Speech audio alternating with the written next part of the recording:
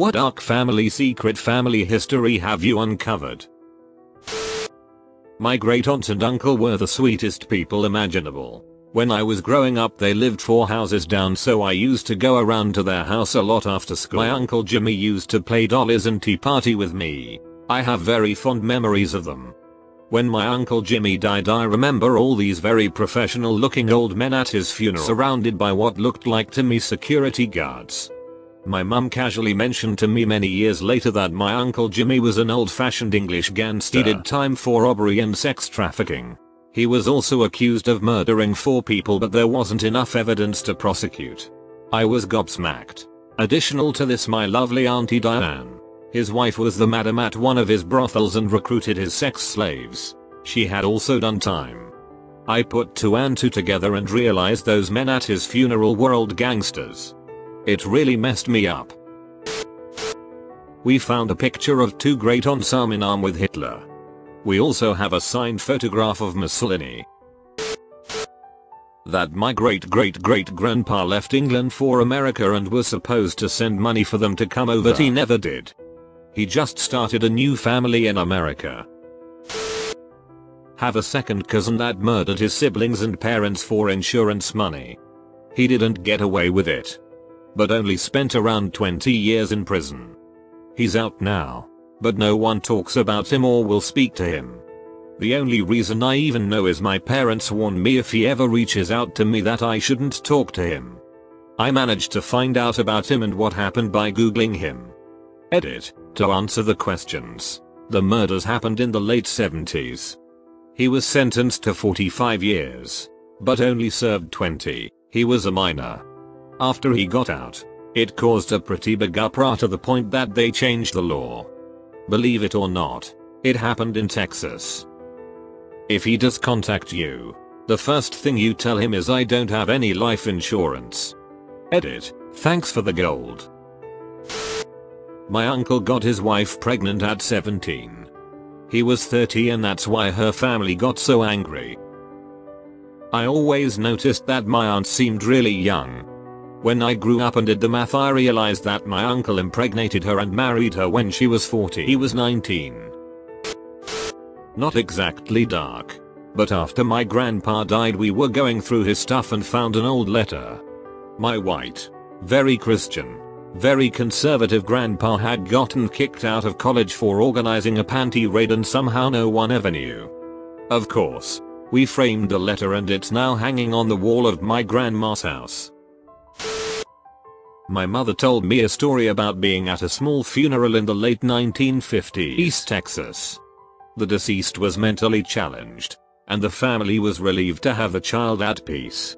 During the service, the coffin began to rock, and crying was heard. Then she was taken outside and watched as the coffin was carried to the cemetery next to the church and hurriedly buried.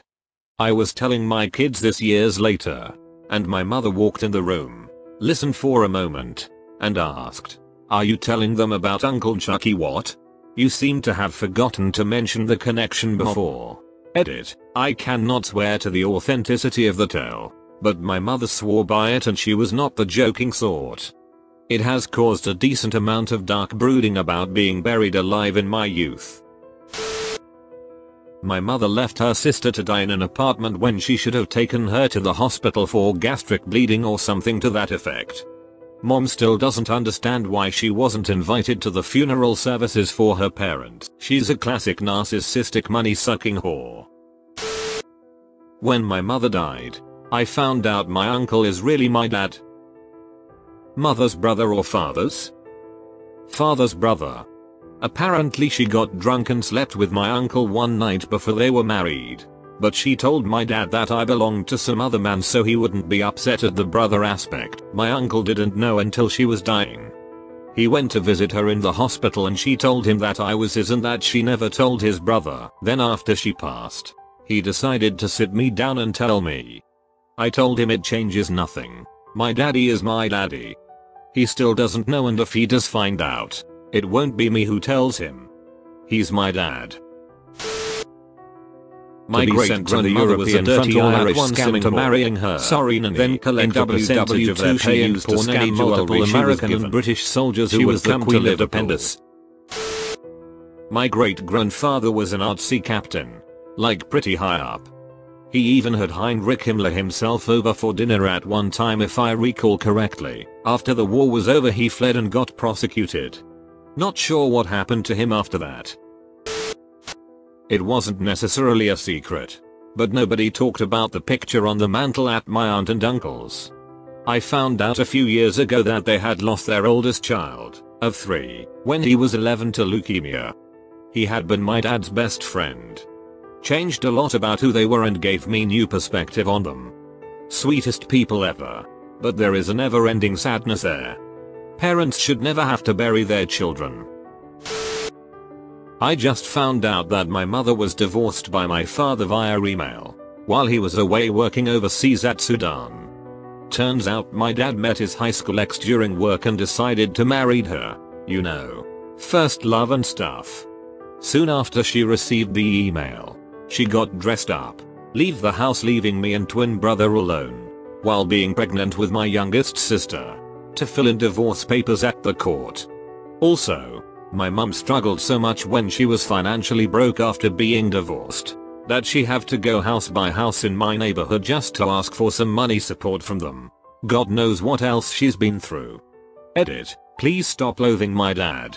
I believe it was just a mistake. Something that he would done it anyway. And it just happens at wrong timing. Yes, both parties are doing really well. My mum have a very stable job RN. And my dad gets to do the business stuff that he always wanted to do. My siblings are adults ATM. All of us are basically able to handle things by ourselves. Thanks for the kind words.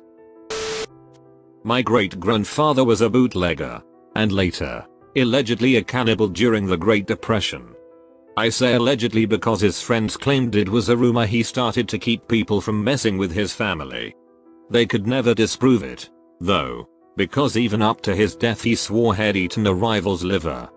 I should note he was a Native American, so he got the nickname Wen, short for Wendigo. My grandpa said it was all for show, though, cause Wen had to fight over things like milk and threaten the power company employees to keep them from turning the power off. I have no idea how much is true, cause it seemed to be embellished all the way up to my grandpa's death. Got a decent one. But the thread's 3 hours old, so fair chance it gets read by more than a few people. Still, I'd rather not link it to my account. Uncle John went off to WW2. He even participated in the D-Day landings. He comes back from the war alive and whole. Things are good for a while. Then suddenly one night his wife stabs him to death in his sleep. She confesses and says he snored too loud and it drove her crazy. Thing is, it wasn't his wife. His son was psychotic and mentally ill. She went to prison for the next 30 years for his crime of killing his father. Pretty ducking dark and only a few of us know.